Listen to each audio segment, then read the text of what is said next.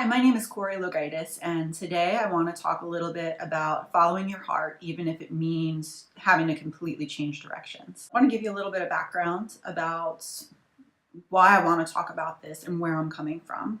So, I actually started off my career working for my family's business, and eventually, after 15 years of being there, was an SVP. And I was an SVP there for quite a while. I was serving at that role for probably 5 to 7 years. And through all of that, one of the things that I love most about my job was the coaching aspect of being an executive leader. So I really, really loved working with individuals one-on-one, whether it be, our employees or our clients or our vendors, hearing what their challenges were, working with them to come up with creative solutions. But I wanted them to guide themselves because I feel everybody is capable of great things if they really put their mind to it. And then from there, succeeding and surpassing everybody's expectations. That was something I really, really loved about the job. And after a while, after 15 years of doing that, I really started to question whether or not it was for me, not because I didn't enjoy what I was doing, but because of the hours. So for those of you who may follow me, you may know I have a 3-year-old son and I'm a single mom. So I wasn't really getting to spend much time with him at all. So with my commute, I was out of the house 13 to 14 hours a day. I would get to see my son for maybe an hour in the evening and that was it. And it wasn't working for me. I was tired. So earlier this year, I made the decision that I wanted to start coaching on my own and start my own business, which is what I started to do. And initially starting off as a coach, because I worked in the business world, I decided, okay, well, I'm going to start off by working with businesses. And so I started off as a social media marketing coach, working with small businesses, teaching them how to use Facebook, Instagram, YouTube, all the different platforms that we use. And while it was going okay for me and I was good at what I was doing, it's for whatever reason in my heart, it just wasn't sitting with me. I felt like I meant to do something more. But ultimately, I figured, okay, well, this is what, I should be doing. I'm a prior executive. This is my skill set. This is what I have to offer people. Just push through it and do it. And what changed all of that was a life-changing setback, on my part. I had my longtime partner this past summer die by suicide. And that really put things in perspective for me. It really makes you second guess your life and what you're doing with your life. Life is so precious. And to be doing something that doesn't feel right to you, I suddenly had zero tolerance to want to put up with anything besides what feels right to me in that moment. So with that said, I decided that I wanted to start coaching individuals that, on my soul level, that felt more in tune with what I like to do. And it did also more or less stand in line with what I enjoyed, even, working as an executive, because the part that I really liked was the individual work with, employees and people like that. So I decided I was going to work with individuals instead of businesses. And where that took me to was me thinking, okay, well, as an individual, what do I have to offer people? And in thinking through all of my life challenges at that time, and I've suffered a lot of losses, probably more than most people do. I've been through miscarriage, I've been through a divorce, I had an emotionally abusive relationship, then the suicide of my long-term partner. It's a lot of stuff to stomach, and I felt that somewhere in there was something that I should have learned to be able to help other people with. So I figured, okay, let me start with divorce, since being a suicide loss survivor was still a bit new for me.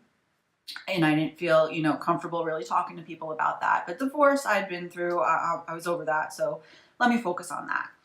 So I started focusing on that, and I was getting clients and I was working people through their divorces and their issues. But something still in the back of my head just did not sit right. Can't really tell you what it was, but it was more like this voice telling me, Corey, this isn't right for you. You're meant to do something different. And I wasn't exactly sure where to go.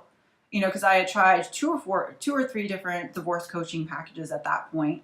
My ads were doing well, I was a marketing executive. So, that part of it was working well. So I couldn't figure out why things weren't jiving. So eventually I finally decided, okay, well, I'm going to hire a coach for myself. And I'm going to, working with the coach, hopefully figure out exactly what it is that I should be doing. So I did that. and literally within one session figured out exactly what my purpose is and what I should be doing. So when you take all of my personal life experiences and string them all together, which is something that my coach had actually had me do. She wanted me to map out all of the pivotal points in my life, which for me all involve some kind of loss or pain, figure out what the common denominator is. And when I did that, it was incredible to me because the common denominator was so clear. Everything that I have been through in my life was either the result of myself repressing or suppressing emotions, or somebody else surrounding me not fully processing their own emotions and therefore either hurting myself or somebody else. So with that said, all of a sudden, bells are going off in my head that what you're meant to do is you're supposed to help people learn what you learned, because ultimately it took me a good 5 years of trying to learn to process my own emotions and use them for my own growth to get to where I was today, instead of seeing my challenges as a setback to surge through them and take myself to the next level. And all of it was surrounding my emotions and how I dealt with them, especially the negative ones. With that said, it really made me realize deep down the issues that were always issues for me, as far as passions and beliefs and tying my work moving forward to it. So when you talk about problems, right now, one of the things that really, really drives me is the worldwide mental health crisis. It's incredible when you look at the numbers. As of last year, so 2017, 300 million people were diagnosed as being depressed, and over 260 million people have anxiety. That's a lot of people. That's over a 33% increase in the United States alone from 2013. So something's not working, but I am of the belief that it's not our fault. So we're being taught that we need to buy happiness through pills and things. You get depressed, the first thing that they tell you to do is to go to a doctor and get put on meds. Granted, there is always a place and a purpose for being put on medication, but it shouldn't necessarily be the first course of action. The first course of action should be processing what you're feeling and understanding why you're feeling that way. It's not just take a pill and it goes away. It's also, pills don't solve the core issue. And right now, there are so many core issues that as a society, I really feel we need to deal with. So, first and foremost, we're being poisoned by toxins in our environment and our food, which when we absorb that ultimately affects our hormones and therefore our minds. So our environments and what we're eating is taking a huge part in how we're feeling, what we're feeling. And pills aren't going to stop day-to-day stresses. So things like social media bullying or the constant influx of ads that we're seeing on a constant basis telling us that we need to buy things in order to feel better for ourselves or to be worthy of other people liking us. Or even most importantly and recently, the media constantly playing this news feed that we're in a state of danger and we need to be afraid all the time. These things are never going to go away. So taking a pill isn't going to make all of that go away. So what do we need to do? We need to learn how to deal with that external stress and not let it affect us so much, so that we can actually take action steps to start to change those things in our society and to be better members of society. In general, we're just taught that we need to hustle to happiness and to not pay attention to our health, which is really the wrong way of going about it. And as you can tell by me talking about it, it's something I'm very, very passionate about. And trying to think of my place in making a difference for this, I realized after all of the different life challenges that I've experienced to this point, the one thing that I've really gotten down is learning how to use your emotions instead of fearing them, to really harness them to live a better life and to use them to direct you to what you need to be doing. When you have negative emotions, it's basically telling you that something is not right.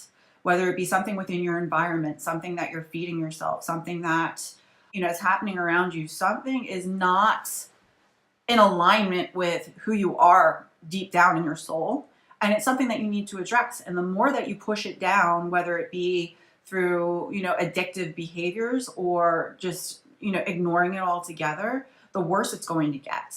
So I really feel that I have an opportunity to help teach people how to really embrace their emotions for what they are and use them to grow as an individual and take themselves further in their lives and their careers than they ever expected to be imaginable.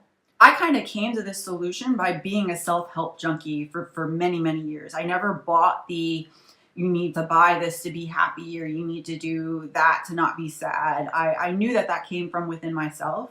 So over the years, I read so much content on whether it be self-help, productivity, success, mindfulness, spirituality, all those different subjects. I read on them incessantly like it was my job.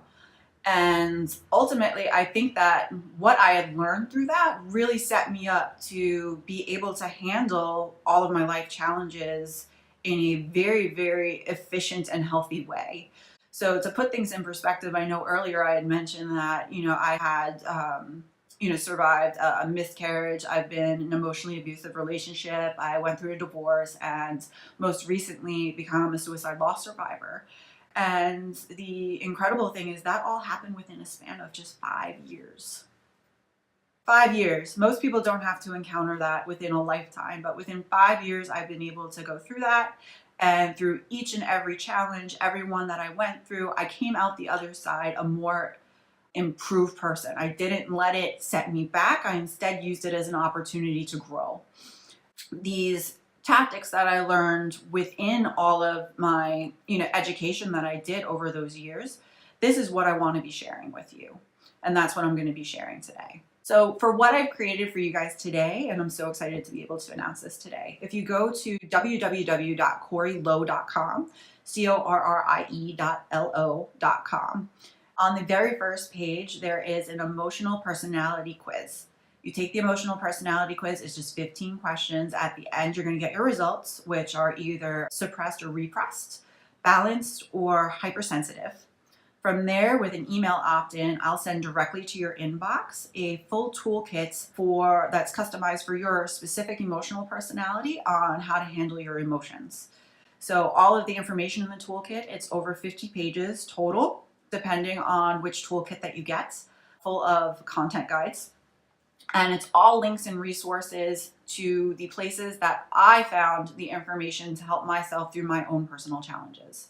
So I'm sharing with you exactly the same content that I used for myself to get through my dark times. And for those who want to take it even a step further, who want more customized one-on-one attention, you can work with me through my life coaching program. So you can go to corrielow.com again, select work with me and then coaching. And from there, I have, it's 3 different packages. You can work for me on a single session basis or up to 6 sessions, so a 2-month program. And again, it's very, very customized. We specifically focus on your emotions, how you're feeling now, and where you want to go. And then I guide you in the right direction to be able to achieve everything that you've wanted to achieve and get past your darkest times and life hurdles. So today I invite you to visit the website, take the quiz, get the emotional care toolkit, and share this video with other people so that they can do that as well. I strongly believe that working together, we can help end the stigma on mental health awareness. And learning how to feel without fear is the first step to us all getting there. So thank you for taking the time to watch today, and I look forward to getting to know you all much better. Thanks.